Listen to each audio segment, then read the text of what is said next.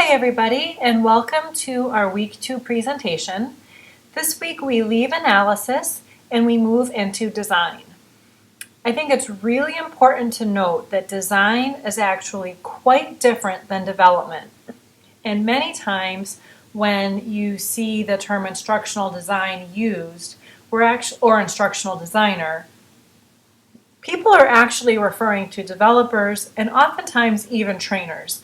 But design is itself a very unique and independent aspect of the larger ADDIE model of instructional systems design. And design itself is quite a specialty. It's different than development, it's different than implementation, and it's sort of the connective tissue between what we uncover and discover in analysis and how we use that information moving forward into development. So when we design, we're actually building a blueprint for our larger training or learning experience. And the reason we design is the same reason that we build blueprints or have plans before we build homes. As architecture, we need to understand how the course is going to be built, what it's going to look like, who it's intended to serve. All of these things are questions that we need to answer during the design phase so that we have the best possible outcomes in development and the best possible solutions delivered during implementation. So this week we're going to work on writing a design plan. Now typically this can take many weeks to do for the first time and many years to master, but we only have 1 week. So what we're going to do is just take a cursory attempt at writing a design plan. And a design plan has these standard elements. The first is a rationale. This is the justification for your learning event. This is saying to your client or your management or your team the reason for which you're offering this training program.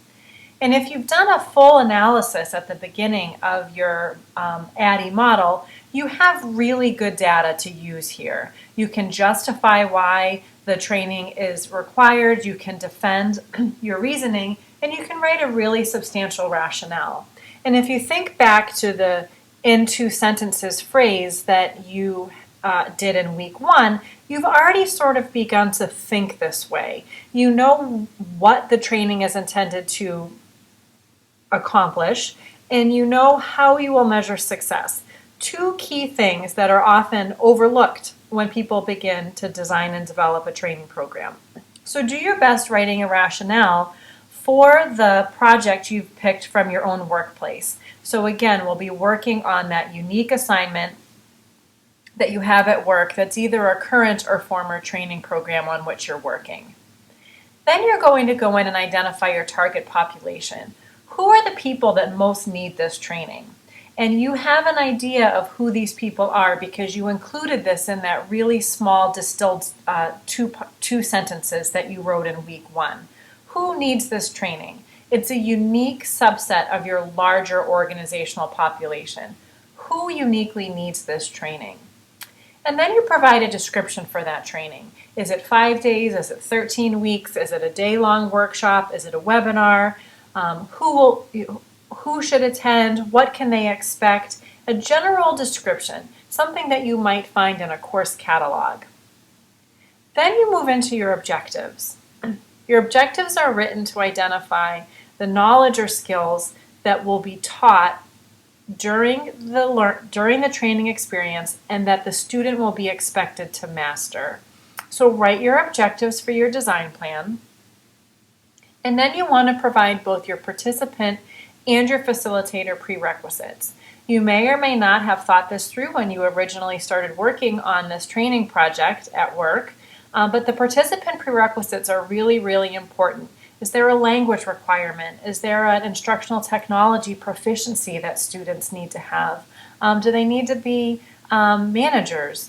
Do they need to be first-line supervisors? Do they need to have been with the organization for a certain amount of years? Are there courses that are required prior to taking this training event? So think through all the things that a participant might need to have prior to coming to your training. And think that through also for your facilitators so that you can ensure that when this training is developed, and then delivered, that it's delivered by someone with the right expertise. So think through both participant and facilitator prerequisites, and then also think through the deliverables.